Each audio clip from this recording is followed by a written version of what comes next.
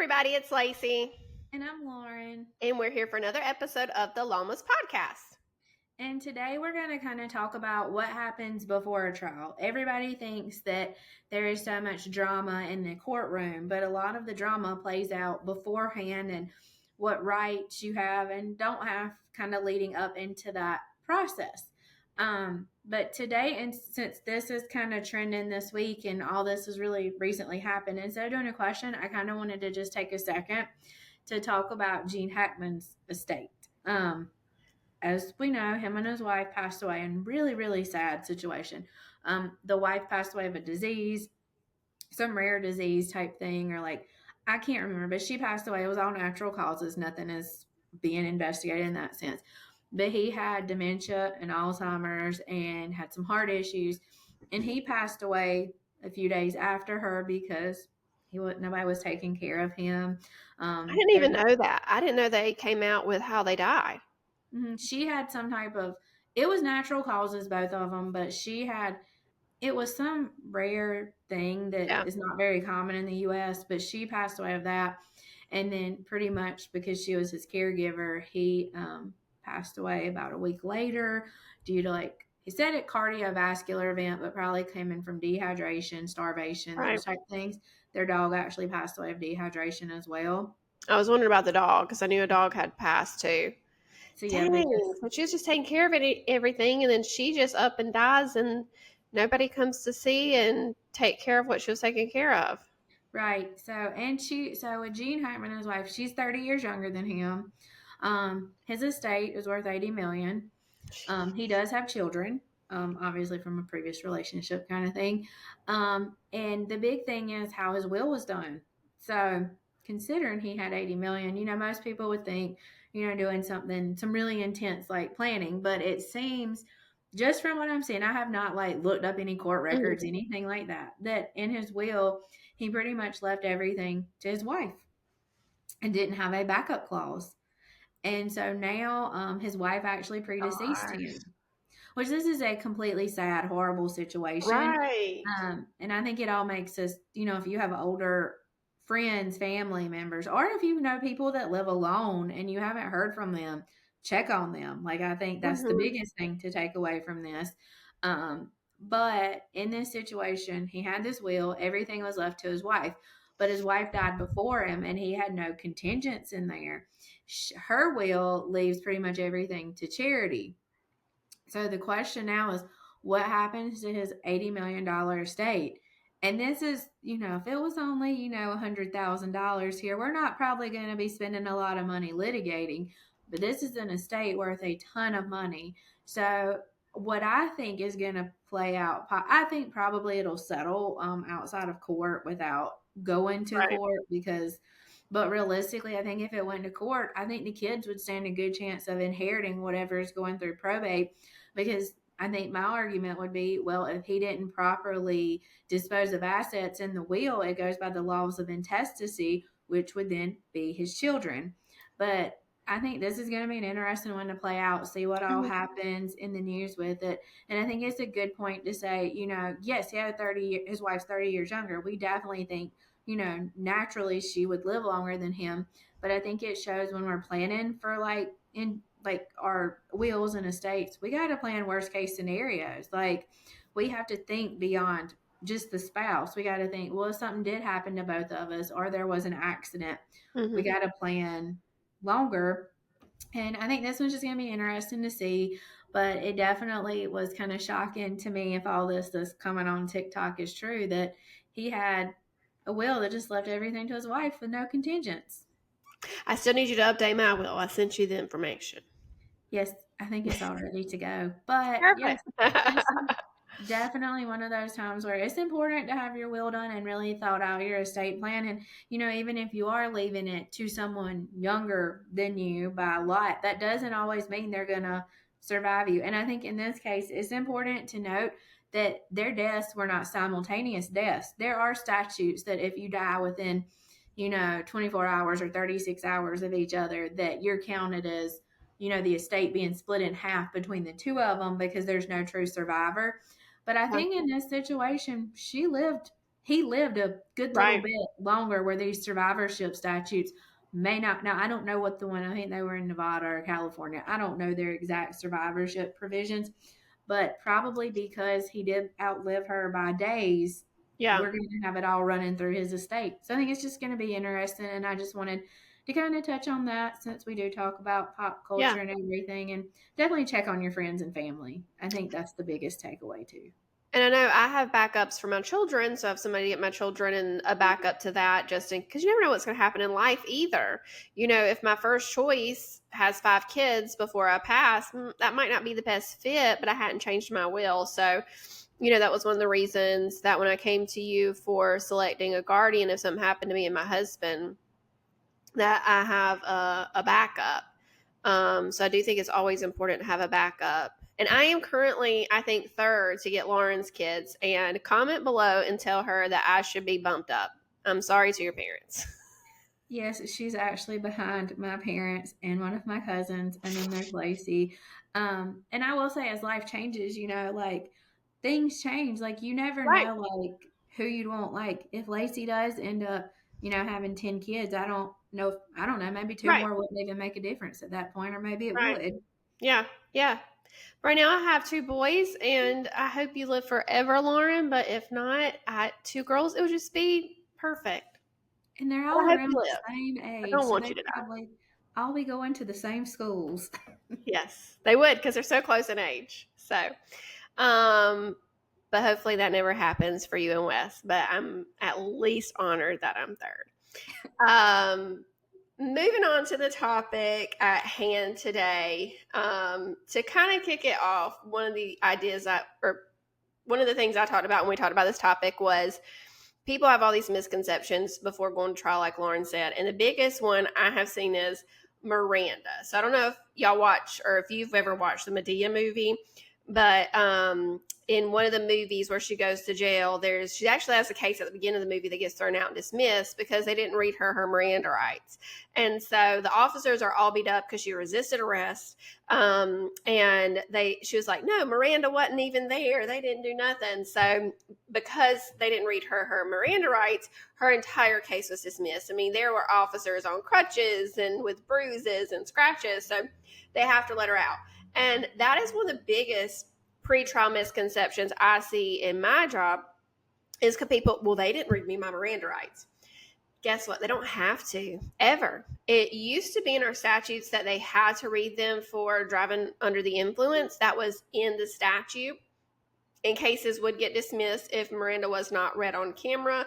And there were certain arguments when it had to be read and where, whether it was roadside or the data master video or just at any time before they are booked in. But that law has since changed. So at this point, there's no statutory requirement for an officer to read somebody their Miranda rights.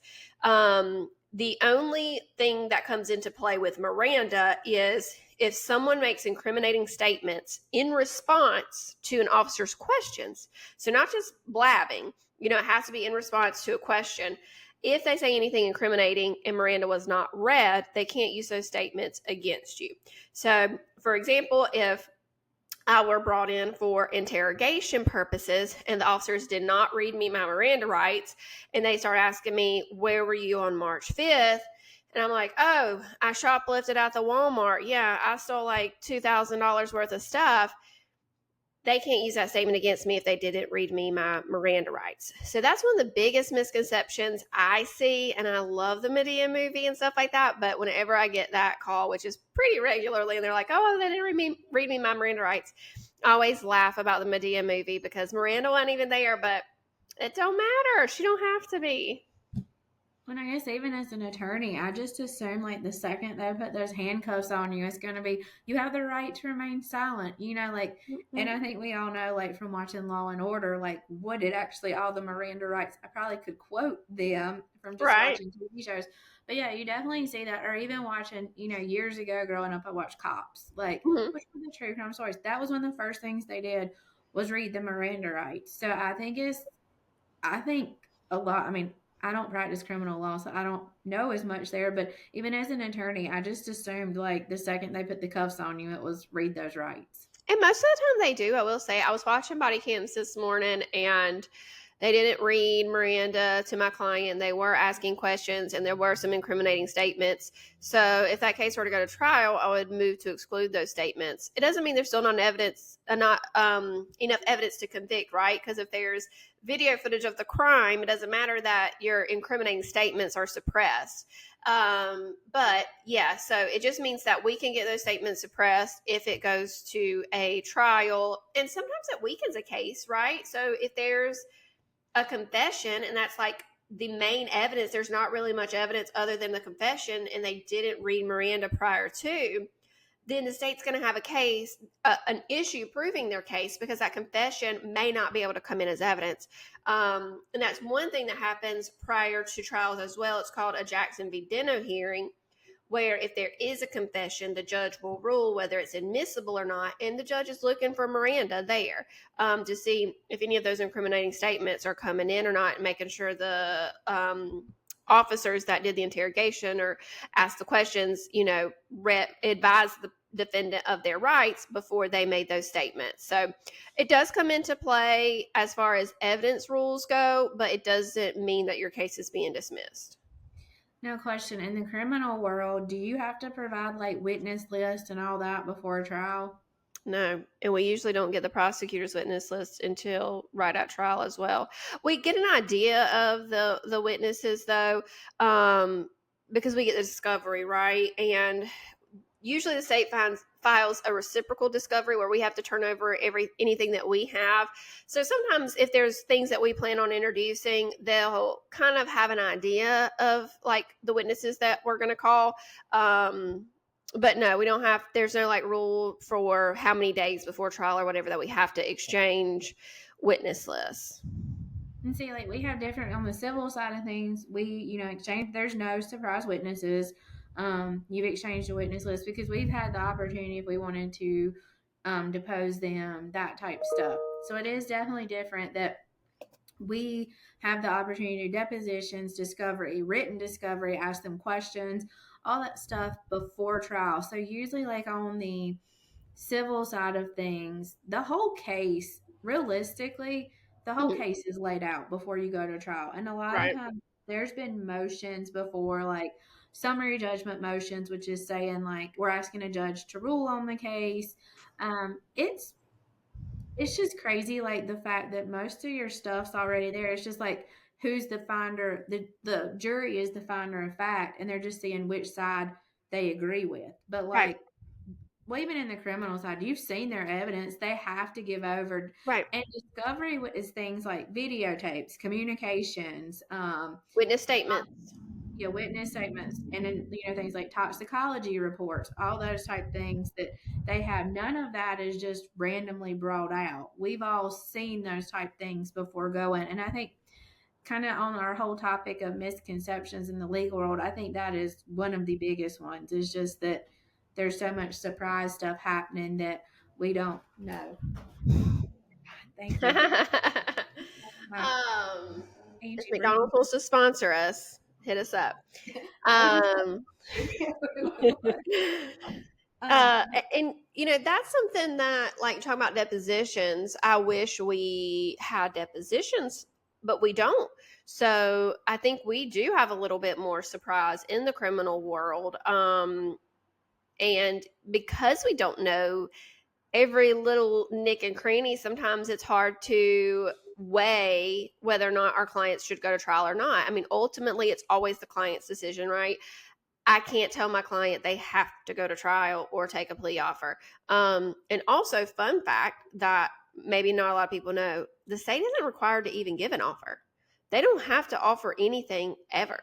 Of course, it's beneficial to the state to make offers because it clears up the docket and doesn't backlog it for trials because it's already backlogged enough. But just so, everybody's aware, they don't have to extend an offer. But I can't make my client take an offer or go to trial.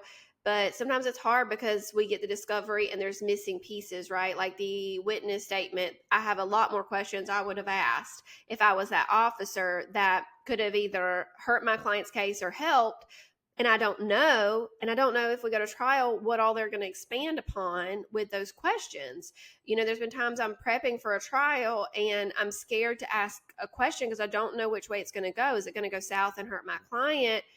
But if it didn't, it could be something very helpful. But because we don't have depositions, I don't know in advance. So that's kind of hard for us in the criminal world. We could send out an investigator and see if they want to talk to us, but we have to disclose that the investigator's working for the defense and that especially if it's an alleged victim in a case, that they're under, no obligation to talk to us. It's their choice. But yeah, I do wish we could get depositions, and at least some cases it would help a lot, I think. Well, and see, in the civil world here in South Carolina, probate cases are not required to mediate yet, but most judges require them. Family law, I believe, is required to mediate. I don't practice any in family law, but I believe they're required to mediate. But for sure, no, magistrate's not. It's not worth the money to mediate because magistrate court here in South Carolina, your value of the whole case is $7,500 or less. So obviously, we're not going to mediate that because we just go to trial. Magistrate court, you really just go to trial real quick. But if you're in like common pleas, which is the higher level trial court, you're required to mediate it, which means you are kind of pushed into settling a case in the civil world before you actually come to court. And now I have heard, now I don't know how true this is, at one CLE I was at before, they were talking about possibly even making criminal cases have some form of mediation beforehand. How would you feel? And mediation is where a neutral third party comes in who understands the laws and goes back and forth and tries to strike a deal. How would you feel about that? It helps a lot in the civil world, but I know criminal is completely different. Either way, so let's say in part of it, I do think it's good because I did have a trial one time. I don't think my client should have been convicted, but she was. We had jurors regret it after the trial and felt like they were pushed. But afterwards, my client and the alleged victim hugged. And I do think it was a misunderstanding that blew way out of proportion. And I think if me and the prosecutor could have had a discussion about like what my client says happened and why she was in such fear and what the alleged victim did wrong, if we could have sat down and communicated some of the things that came up in the trial, we probably could have resolved that case very favorably to my client, maybe even a dismissal or, something, to not get it that far. I'm also negotiating now with a prosecutor, and he is not seeing my way, and I'm not seeing his way. And I do think there's going to be some struggles on the state as far as getting some of the evidence in, and there's some exculpatory evidence too. And so I think mediation could potentially help that as well. And maybe not. But then I also think if it doesn't work, I've shown so many cards to the prosecutor. And if this goes to trial, it's going to hurt my client because they can use it against us. Like perfect example, I have a DUI right now. I'm trying to get dismissed and rewritten to a reckless, and the prosecutor doesn't want to do it. And I've offered to get a report from a data master expert to see if that would show her why I think the breath sample is inaccurate. And I've asked her if she's wanted this report a couple times, and she hasn't said that she wants it. So I haven't requested it. But, that could even backfire. I'm asking her to consider it as mitigation to avoid a trial, but it is a risk because it's showing my defense if it goes to trial, and she's going to be able to prepare better to cross-examine that expert by handing it over. So by even offering that, I'm putting a lot of faith into her to do the right thing by it, and truthfully consider it. So I think that's the same as mitigation or a mediator in mediating these. I can think of some cases where I do think it would have helped in the past. I can think of one that I think it could help now, especially if we could meet with some alleged victims, because trial is scary. I can't imagine, that. So if the victim can get what they truly want, a conviction on somebody's record, to always acknowledge what has happened, that might be better than putting them through a trial and subject to cross-examination. So those kind of things, I think mediation could help, but I could definitely see where it could backfire too in a criminal case.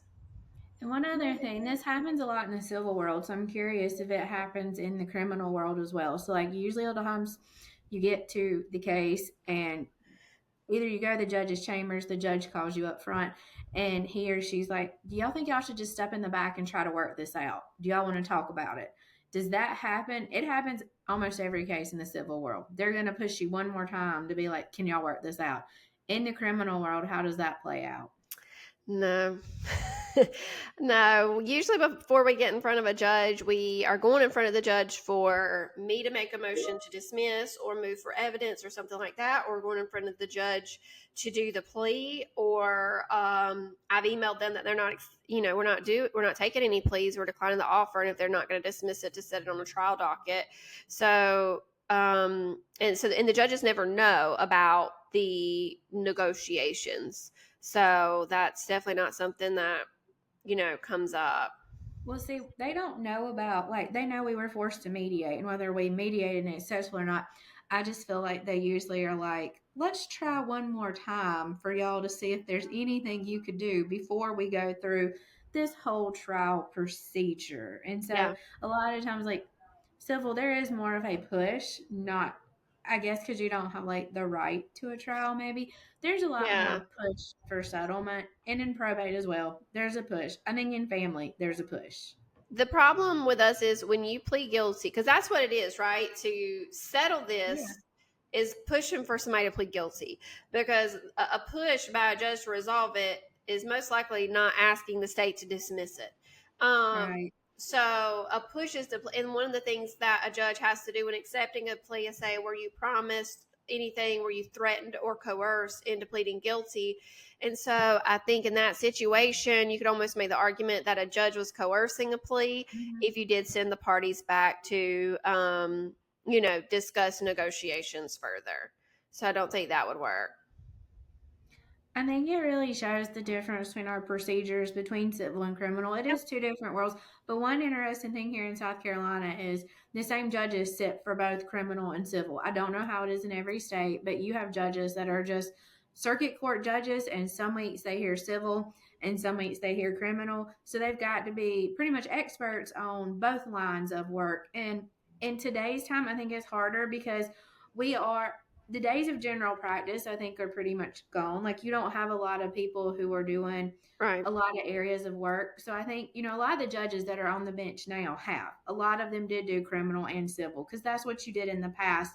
But I think as we move forward, we're going to have to think about our judges and, like, are we going to have separate judges for criminal versus separate judges for civil? Because, like, Lacey's never touched a civil case in that matter. So would she be qualified to sit for civil Right. trials and actually understand them? And same for me. Like, I don't want to touch a criminal case. Like, I'm not going to. So I don't know enough about criminal law to get up there. I don't want to be a judge either, though. But in that scenario, a lot of attorneys that are going for the bench are like us. We're very separated now. So it's going to Yeah. be, I think, interesting to see how in the next 10 to 15 years, how this plays out. If I get close, like, want to hang it up practicing like this, I could see myself being a bond court judge, like a part-time bond court judge, just go out the jail and do bond hearings like once a week or twice a week or something like that. But that's the only right now judge job that would intrigue me, with mandatory minimums, and we could save that for another episode. I just couldn't in my heart be a circuit court judge. That would kill me, dealing with mandatory minimums. I just don't want the death threats or the pressure. Right. Because you clerked for a judge. I did. So I clerked for a judge, and it was an amazing experience. But it is a stressful job, and I know every job has this level of stress. And let me tell you, these judges, for the most part, aren't in it to make big bucks, because you make bigger money doing like PI work than you ever would sitting on a bench. Yep. Well, I think that kind of wraps it up. If anybody has questions about what happens, before a trial, the process, or anything like that, definitely drop a comment, send us a message, and we'll address it on the podcast. But for now, we're looking forward. Oh, Lord, that's loud. To our series kicking off next week, where we are going to do our book club. So please pick up a copy of the book Framed. We are going to go, I think we're doing 3 episodes, and we'll pick one story a piece to go through kind of the things that intrigued us the most with these stories, broke our hearts, common themes that we see in these wrongful convictions. So please join us next week. And Lauren, you want to tell them where to follow us? Yeah, if you want to follow us, we are on YouTube, we're on Apple Podcasts. Check out our Instagram, and definitely DM us if you have these questions and comments. And we will be posting some like teasers about the book club. So get the book, read it, and we would love to hear any of your thoughts. Yep. I'll see you next week. Have a good week. Bye.